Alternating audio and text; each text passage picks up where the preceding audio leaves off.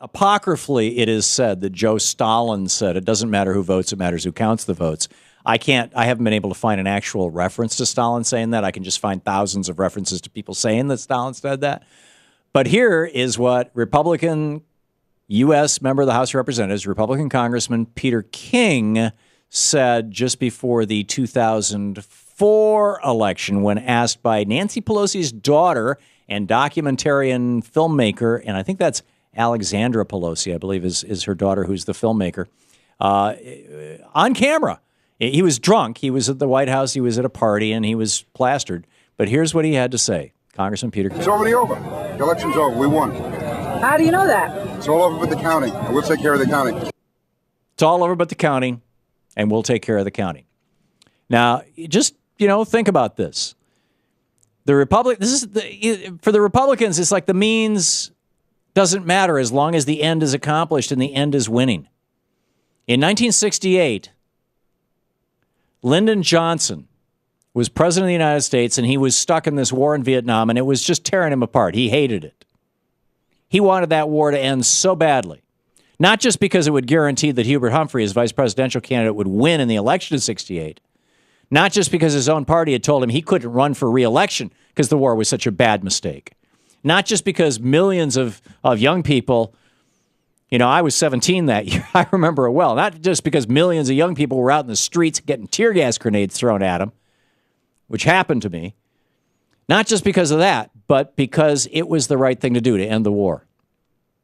And Lyndon Johnson had organized, throughout the summer of 68, had organized a series of peace talks between the South and the North in Paris, and he had gotten an agreement for peace. And then Richard Nixon's campaign. And I wonder who was that John Mitchell who became his attorney general, or was it Caspar Weinberger? It'd be interesting to go back and find out who was in charge of his campaign in 68, who ran the Nixon campaign. But in any case, Richard Nixon's campaign one of the campaign officials out of New Mexico contacts Madame Tu, contacts the leader of the South Vietnamese and says, "Don't go to Paris. Don't engage in any more negotiations. Hang on, keep the war going for another few months. This is just October. Let the war go for another month or so. And if Nixon is elected, he'll make you rich. He'll give you a better deal." And so she did. And the CIA intercepted the conversation. And Lyndon Johnson, and this is the reason Lyndon Johnson knew about this, and this is the reason I think why the Democrats today are refusing to talk about the possibility that Anonymous stopped Karl Rove from hacking the vote. Lyndon Johnson knew about this. He knew that the Republican candidate for president had committed treason. He knew it. He had listened to the CIA wiretaps of the South Vietnamese, the incoming phone calls from the Nixon campaign. And he called up Everett Dirksen, one of the most high integrity people in this city, and the Republican leader of the United States Senate, or the leader of the Republicans in the United States Senate. He called up Everett Dirksen, who was a good man, and he said, "Everett, I am reading their hand. I know what they're trying to do. We can't let the American people know about this. But it's treason." And Everett Dirksen said, promised L.B.J. he would talk to Nixon. He did. There were subsequent phone calls. You can listen to all of them over at the Nixon or over at the L.B.J. library. They just released them 2 years ago. And why this didn't make the front page of the New York Times, I don't know. Except for the same reason. I think L.B.J. went to his grave never speaking the truth that he knew, that Richard Nixon was a traitor.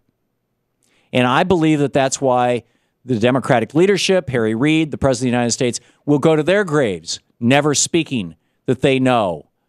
For that matter, John Kerry will probably go to his grave never saying out loud that he knows that Karl Rove stole that election in 2004.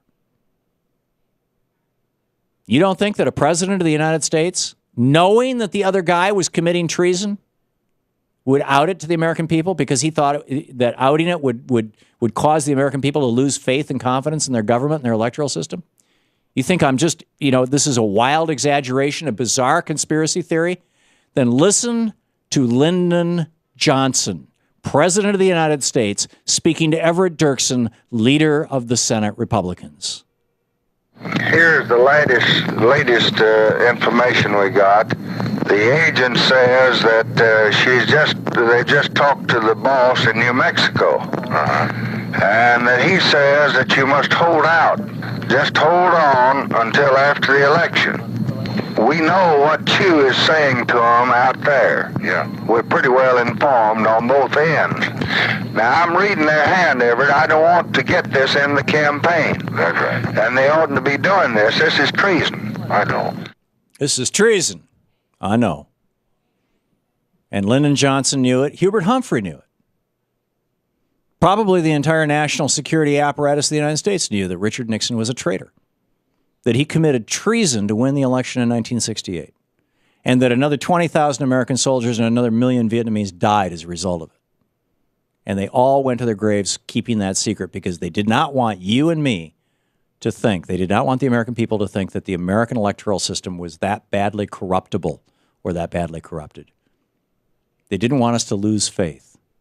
Well, frankly, I think we're old enough to take the truth. I really do. And I think if there's anything to this theft of an election in 2000 by Jeb Bush ordering Katherine Harris to knock voters off the rolls, it should be outed. And if there's anything to this theft of the election in 2004 by Ken Blackwell setting up a secondary computer system in Chattanooga, Tennessee, Smart Tech, owned by the former Republican finance chairman of the RNC, it should come out. You're listening to the Thom Hartmann Program. Visit thomhartmann.com for audio and video archives. And most importantly, if there's any truth to the possibility that Karl Rove tried to hack the 2012 election and failed, that needs to come out.